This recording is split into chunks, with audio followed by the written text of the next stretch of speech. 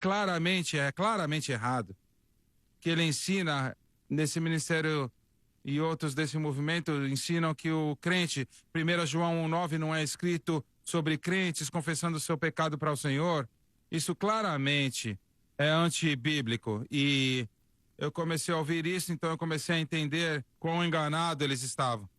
Quando você escutou isso, qual foi a reação do pessoal assistindo? Porque, pelo que eu entendo, eles estavam em um auditório, tinha um pessoal ali, não é mesmo? Sim. Então, qual era a reação? Eles escutavam, ou será que eles gritaram, reclamaram, ou como é que foi? Bom, para 1 João 1,9? Sim. Não foi um clamor assim de avivamento? Uma atmosfera assim de reação? Não, eu não lembro isso acontecer para esse ensinamento. Eu nunca ouvi isso é algo que eu nunca ouvi em toda a minha vida. Alguém tentar tirar o primeiro capítulo de 1 João fora de contexto e dizer que foi escrito para não crentes e não se aplica para crentes. Eu nunca escutei algo assim em minha vida. Eu também nunca havia ouvido isto, mas isso se alinha com o que nós estamos falando aqui, é a linha de que Deus não reconhece o pecado na vida do crente. Porque nós vivemos debaixo da graça e não debaixo da lei.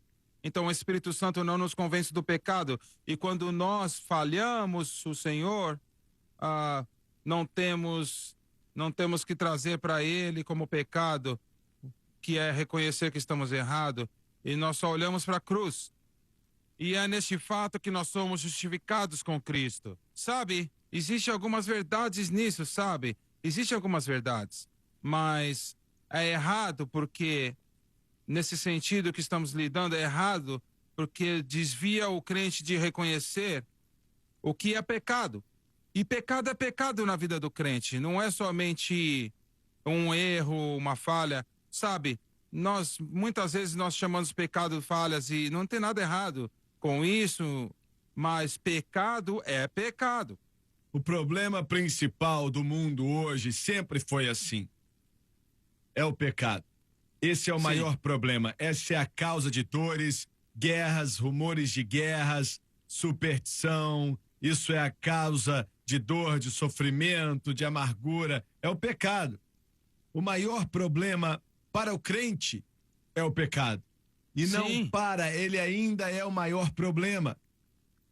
E a obra da cruz, para mostrar ao crente, estamos falando dessa batalha entre a carne e o espírito, Romanos 8 e Gálatas 5 e por aí vai, mas nós vemos explicitamente na palavra de Deus como vencer o pecado. Não significa estar impecável, perfeito, porque a Bíblia não ensina isso, mas ensina que o pecado não tem que ter domínio sobre nós e nos entrega isso. E numa visão da cruz e como o Espírito Santo trabalha, essa é a maneira de Deus. E eles têm eliminado o problema.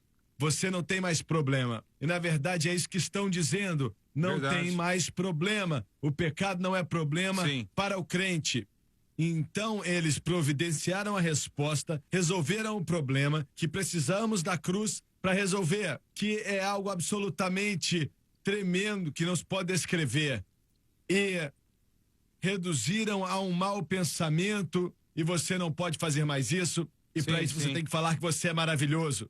Olha, isso tem o cheiro de Satanás aí, hein? Sim, verdade. A área problemática aqui que está aparecendo, e eu tenho visto não só como uma plataforma que estamos falando, mas outras, eu começo a prestar atenção nisso enquanto eu estudo em relação à lei e à graça. As pessoas que estão pregando que não estamos debaixo da lei, estamos na graça, mas é a graça da mensagem número 1. A cruz de Jesus Cristo sempre vai ser apontada como objeto da fé apropriado pela qual a graça é recebida. Em outras palavras, o crente tem a sua fé exclusivamente e totalmente, tem dia após dia, no que Jesus fez por nós na cruz. Alguns ensinamentos da lei e da graça não chegaram tão longe ainda. O que estamos falando, sim. Mas as outras ainda não. Eles ainda estão tentando ensinar a lei e a graça, mas eles não estão apontando para a cruz. Número 2, as pessoas que estão ouvindo vamos sair da lei para a mensagem da graça. A graça é a força espiritual que liberta o crente do pecado, não somente dos pecados passados, mas dos pecados do presente. A única coisa que é maior do que o pecado é a graça. O que a lei não podia fazer pela carne, Deus fez dando o seu filho, e nós colocamos nossa fé no seu filho, no que ele fez na cruz, e agora, olha só, o que o pecado abundou, graça. Pela fé, superabundou a graça. Então, Titos 3 nos ensina que se nós entendermos a mensagem da graça, é a mensagem que nos guia para longe das coisas de Deus e define essas coisas e nos dá poder para sermos livres. E é para que nós venhamos a reconhecer a graça dele, para reconhecermos que nós não podemos nada através de nossa própria educação, motivação, habilidade, talento, aquilo que representa o ser humano, que é a carne. Não há como fazermos nada. Correto. Nós temos que olhar para a cruz, sabendo que Jesus Cristo ali conquistou o que precisamos. E nós colocamos nossa fé exclusivamente em Cristo e o que Cristo fez por nós na cruz. Então o Espírito Santo, que trabalha totalmente dentro dos parâmetros da obra consumada de Cristo, começa a nos ajudar e a nos dar aquilo que precisamos. Isso é graça. Exatamente. Ele tem todas essas coisas boas. Deus tem. Isso é a graça. E é gratuito, não nos custa nada, a não ser fé nele.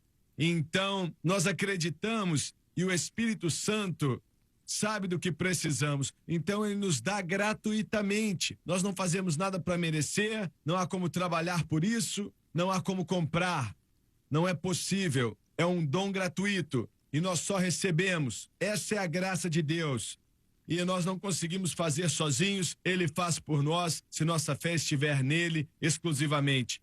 Agora, o que eu queria saber é o seguinte: existem outros pregadores que estão começando a pregar essa mensagem e tal, fora o homem que nós sabemos que é aquele que começou com isso?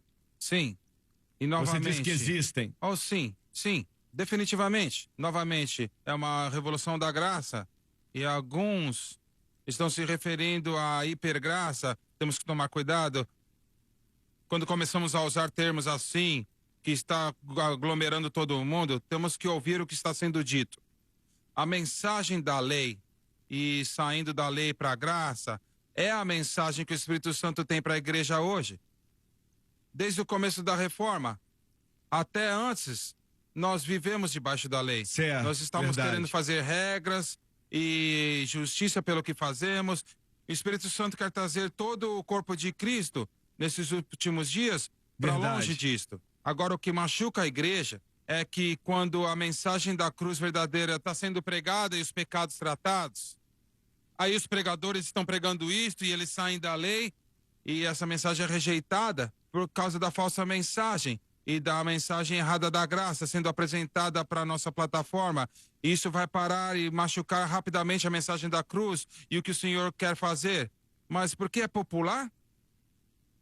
E porque os grandes ministérios estão começando a usar isto, então haverão papagaios que vão imitar porque é popular. E eles vão pregar e ensinar igualzinho. E as pessoas vão se acostumar com isso. Você está dizendo que isso é uma obra de Satanás designada especialmente para machucar e atrapalhar a mensagem da cruz? É exatamente o que eu acredito. Eu acho que você está certo. Nós vamos continuar. Olha, no programa de amanhã, eu quero que você nos dê algumas dessas citações diretamente de algumas pessoas que estão pregando e ensinando esse negócio e permita que as pessoas escutem o que está sendo dito. Você pode fazer isso, não é? Muito bom. Então diga a outros a respeito do estudo na palavra. Você não pode perder esses programas. Você tem que ouvir o que está sendo dito, senhoras e senhores. Então obrigado por estar conosco hoje e, por favor, fique ligado para essa promoção.